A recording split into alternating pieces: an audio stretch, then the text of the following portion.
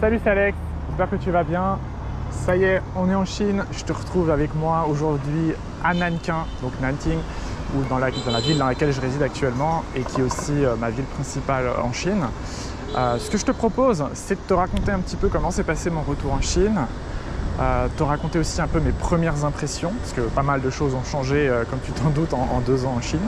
Et puis te raconter aussi un petit peu ce que j'ai aimé retrouver, ce que j'ai pas trop aimé retrouver. Et puis je te filme un petit peu les rues, comme ça tu peux t'immerger avec moi dans la vie locale. J'en profite aussi pour faire un peu de repérage, parce que bien que ça soit mon quartier, donc là tu vois on est dans le quartier de Tianyichu. Tianyichu, c'est le quartier tout au sud de Nanking, notamment dans lequel on peut trouver le stade olympique, dans lequel je t'amènerai dans une prochaine vidéo, parce que c'est un très joli stade. C'est un quartier très moderne, il faut savoir qu'il a été construit en même pas 20 ans. Ça ressemble vachement à la Défense à Paris, comme tu peux voir, il y a des gratte-ciel partout. Ça se construit pas mal d'ailleurs encore. Donc première impression en Chine, déjà ça fait plaisir de revenir, hein. Il fait très chaud ici, 35 degrés, c'est la mousson, il peut pleuvoir à tout moment. On a une blague d'ailleurs à ce sujet, c'est que le soleil à Nanking, c'est pas du tout le même soleil qu'en France, c'est-à-dire qu'en France c'est un peu l'effet barbecue, c'est-à-dire que tu te fais brûler littéralement, tu prends des coups de soleil en France l'été, alors qu'ici en Chine pas du tout. Moi j'ai jamais pris de coups de soleil en Chine. Par contre tu es vapeuré, c'est-à-dire qu'avec l'humidité de l'air qui est tellement élevée, que tu sois à l'ombre ou au soleil, ça change pas grand chose, tu vas cuire, mais tu vas cuire de manière vapeurée. Donc tu vas pas griller, tu vas pas prendre de coups de soleil, tu vas juste te sentir en sueur tout le temps. Mais en tout cas, même s'il fait chaud, ça fait quand même très plaisir de retrouver des coins connus. Donc là, je fais un petit repérage parce que première impression, moi en tout cas, qui m'a frappé là depuis les quelques jours pendant lesquels on est revenu, c'est le nombre de commerces qui ont fermé. Alors ça, c'est quelque chose peut-être que tu as déjà pu assister, hein, si tu as vécu en Chine sur du long terme. Donc long terme, c'est au moins 3 mois. Il faut savoir qu'en Chine, les commerces ferment et réouvrent tous les 3 mois. C'est des cycles comme ça. C'est quelque chose dans lequel j'avais déjà l'habitude de voir des restaurants ouvrir et puis 3 mois après fermer, et puis tu en as un autre qui arrive, etc. Là, la grosse première impression et le gros choc que j'ai eu, c'est de constater que beaucoup de commerces sont fermés comme je m'y attendais, mais surtout qu'ils n'ont pas réouvert. C'est-à-dire qu'on a fait quelques centres commerciaux la semaine dernière, enfin pas la semaine dernière, là, il y a quelques jours avec mon épouse, pour faire un petit repérage des lieux, là, comme je suis en train de faire. Et on a été choqués de voir qu'il y a des étages entiers de centres commerciaux qui ont complètement fermé en fait. Ils sont plus actifs parce que tous les commerces sont partis, notamment des restaurants qu'on aimait bien ou des petits endroits où on avait l'habitude d'aller. Tout a fermé. Et je ne sais pas pourquoi, en fait, je pense que c'est une claque économique qui est en train de se prendre la Chine. On va dire un retour à la normale. Parce que tu sais que pendant des années, la Chine a eu une croissance économique incroyable, presque 10% de croissance par an, c'est fou. Mais c'est un peu exceptionnel. Je pense que là, il y a un retour à la normale. Je pense que le Covid a mis une claque aussi pas mal à l'économie. D'ailleurs, le Covid, parlons-en, ça fait plaisir, il n'y en a plus du tout. On n'en parle plus, il n'y a plus de communication. Tu vois, avant ici, c'était des rues avec des barrières pour pas que tu puisses rentrer dans les restaurants. Tous les centres commerciaux étaient fermés, il fallait rentrer que par une seule entrée avec un mec qui te scanne ton QR code. Il y avait des tentes partout, notamment dans cet endroit-là, là où on se trouve actuellement, pour faire des tests, parce qu'il fallait se tester toutes les 24 heures, un truc comme ça. C'était un délire le Covid en Chine, je te raconterai dans une prochaine capsule, parce que franchement, il y avait des trucs choquants. Mais en tout cas, il n'y en a plus du tout. Genre, plus dans l'aéroport, on n'en parle plus. Toutes les mesures sanitaires, toutes les restrictions plutôt sanitaires disparues. Ça fait vraiment plaisir. Franchement, gros point positif, parce que ça faisait partie des raisons pour lesquelles j'avais quitté la Chine en 2022. D'ailleurs, je te renvoie vers la capsule que j'avais tournée à ce sujet si tu veux en savoir plus. C'était pas la raison principale, parce que je savais que c'était temporaire, mais quand même, c'était un truc vraiment relou en Chine. Et ben ça, il n'y en a plus du tout. Donc si jamais tu te posais des questions sur est-ce que ça vaut le coup ou pas d'aller en Chine avec les mesures sanitaires, sache que ça n'existe plus. Autre point qui fait toujours aussi plaisir de retrouver en Chine, c'est vraiment la qualité des services. Alors, je sais que j'en ai déjà beaucoup parlé, tu te souviens, j'avais même écrit un guide complet sur les avantages et les inconvénients de vivre en Chine, dans lequel j'en avais déjà un petit peu parlé. Je te renvoie d'ailleurs à ce guide, je l'ai mis dans la description de la vidéo.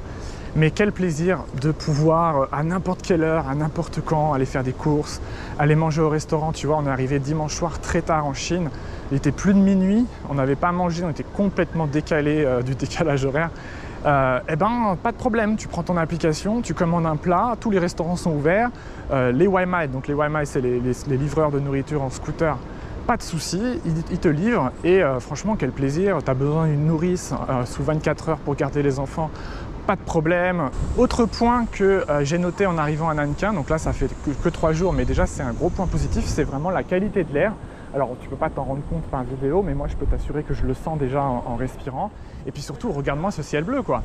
J'ai jamais vu un ciel aussi bleu à Nankin. Alors évidemment, c'est pas aussi bleu que le ciel français, mais c'est déjà une grosse amélioration. Je sais pas ce qui s'est passé.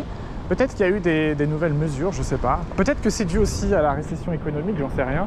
Écoute, en tout cas, ça fait plaisir de pouvoir sortir comme ça et de respirer l'air parce que c'est vrai qu'avant, j'ai passé, je crois, 5 ou 6 étés au total à Nankin. Et c'est très difficile de respirer l'été quand tu as l'impression d'étouffer en fait, avec l'humidité de l'air, plus le fait qu'il y ait de la pollution. Ça c'est un réflexe que j'avais, moi c'était de checker tous les jours la qualité de l'air sur les applications. Bah écoute, je suis étonné de te dire que la qualité de l'air à Nankin est bien meilleure que celle en Île-de-France. Donc ça fait partie des trucs qui fait plaisir et que surtout j'avais pas prévu, j'avais pas anticipé. Et enfin, pour finir, petit point négatif quand même, je ne vais pas te donner que des points positifs parce que évidemment je suis content de revenir, donc je vois que du positif partout, mais quand même, j'ai quand même noté un point qui s'est détérioré à Nankin, et j'en avais déjà aussi beaucoup parlé, tu sais, dans mes petits guides d'expatriés en Chine, c'est le code de la route, enfin plutôt le civisme sur la route. Alors je vais te montrer un petit peu à quoi ça ressemble quand on traverse la route en Chine. Comme tu peux voir, les trottoirs ici, ils sont utilisés par les scooters, donc c'est toujours un peu chiant, tu vois, regarde, juste en face de nous, encore une fois, il y a un scooter qui arrive, et le mec a la priorité, il va te foncer dessus si tu ne le laisses pas passer.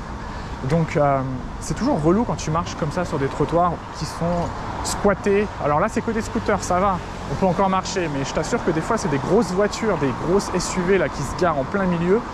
Alors ça existait déjà quand j'étais en Chine, avant. Ça a toujours existé, hein. Mais là vraiment ça a atteint un niveau de m'en-foutisme que j'ai jamais vu. Genre il y a carrément parfois des trottoirs où sur toute la longueur c'est occupé. Et surtout les mecs maintenant ils roulent carrément à contresens sur le trottoir, le nez sur le TikTok, ils en ont absolument rien à foutre. Et ça, quand tu es avec des enfants, c'est vraiment un problème. Genre j'ai dû sensibiliser mon grand parce que je l'ai éduqué, mon fils, je l'ai éduqué à la sécurité routière évidemment, mais lui il a l'habitude de la sécurité en France si tu veux. Donc il fait pas gaffe, notamment quand il est sur le trottoir, il a l'habitude de courir ou de marcher sans trop regarder.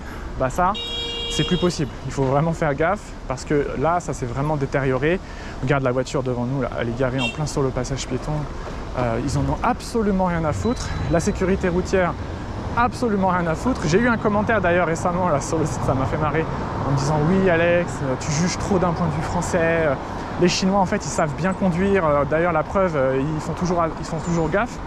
Je t'assure, je prends le pari que d'ici la fin de mon séjour, j'ai enregistré au moins 3 accidents, dont un grave avec la petite caméra. Je te prends le pari. Donc, pour te dire que c'est pas juste une histoire de différence culturelle, c'est vraiment la culture de la sécurité, c'est quelque chose, c'est universel en fait. C'est soit tu l'as, soit tu l'as pas. Bon là clairement ils l'ont plus. T'as vu le mec qui roule sans casque, rien à foutre, à fond sur sa moto. Les mecs garés n'importe comment sur les passages piétons. Franchement c'est parti complètement en sucette, je sais pas, alors c'était déjà pas ouf avant, mais là c'est devenu n'importe quoi. D'ailleurs je te renvoie vers mon petit guide sur, tu sais, les premières choses à apprendre quand on arrive en Chine, qui est de traverser la route. Donc là ça va, tu as des feux avec des petits passages piétons qui t'indiquent, mais quand tu vas dans des villes un peu plus petites comme par exemple Kunming, il n'y a pas tout ça en fait. Il faut vraiment apprendre à traverser la route en slalomant entre les voitures qui vont jamais s'arrêter pour toi. Tu vois là, et en plus il y a cette fameuse règle où tu as le droit de tourner à droite même quand le feu est rouge, comme là tu viens de voir avec le scooter. Tu vois la fille qui roule sur le trottoir, tous les trottoirs remplis de scooters. Tu vois, imagine, tu es en poussette là, tu fais comment pour passer? Bah, tu peux pas. Tu es obligé d'aller sur le passage pour les scooters. Et franchement, avec une poussette sur les passages scooters, des mecs qui regardent même pas la route, franchement, c'est super dangereux. Donc ça fait partie des points un peu négatifs. Mais bon, c'est juste un point parmi beaucoup d'autres positifs. Franchement, je suis très content d'être revenu. J'espère que tu apprécies un petit peu, tu peux voir un petit peu à quoi ça ressemble la vie locale en Chine, notamment à Nankin. Encore une fois, ici, on n'est pas dans le quartier populaire. Donc ça ne ressemble pas vraiment aux petites rues, tu sais, très traditionnelles chinoises. Là, on est dans le quartier plutôt des affaires, quartier très récent, très neuf. Et c'est la raison pour laquelle ça semble si récent. Mais tu verras que quand on change de quartier, très souvent, on va aussi changer beaucoup d'ambiance. Et je vais en profiter pour te montrer aussi d'autres quartiers. Tu verras, on ira notamment à Sintieko. Sintieko, c'est le quartier un peu populaire du centre-ville à Nankin, où là, justement, tu as beaucoup de petites boutiques traditionnelles, de petites rues piétonnes. Tu as aussi, pas très loin, tu as le temple de Confucius,